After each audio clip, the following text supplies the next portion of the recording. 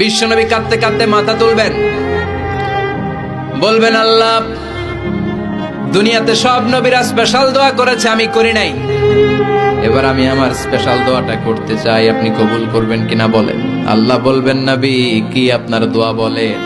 বিশ্বনবী বলবেন আমার একটা উম্মত যার অন্তরের মধ্যে যাররা পরিমাণ ঈমান আছে, একবার আপনারে আল্লাহ বলে ডেকেছে, একবার আমি বিশ্বনবীর উপর দুরূদ পড়েছে, একবার শাহাদাতের বাণী আমার যে গুনাহগার উম্মত দুনিয়ার বুকে থেকে ঘোষণা দিয়েছে, ওই একটা উম্মত যদি জান্নাতে ঢুকতে না পারে আপনি আমারে জান্নাতে ঢুকাতে পারবেন না।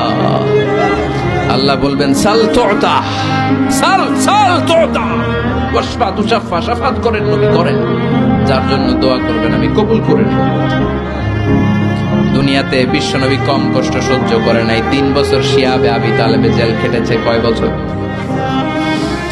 দুর্ভিক্ষের বছরগুলোতে বিশ্বনবীর পেটে দানা পানি ছিল না, কলিজার টুকরা হাসান হুসাইন কই মাছের মতো ছটফট করেছে, জামিনে ক্ষুধার জ্বালায় বেহুশ হয়েছিল। বিশ্বনবী যদি ওই স্পেশাল দোয়াটা করতেন, জান্নাত থেকে খাবারের বস্তা পাঠিয়ে দিত কে?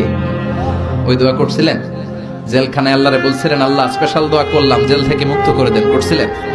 যুদ্ধের ময়দানে নিজের দাঁত ভেঙেছে, উহুদের ময়দান সাক্ষী, বিশ্বনবীর মুবারক রক্তে উহুদের ময়দান রঞ্জিত হয়েছে, সেদিনও বিশ্বনবী ওই দোয়াটা করে নাই। চিল্লায় বলেন ঠিক কিনা?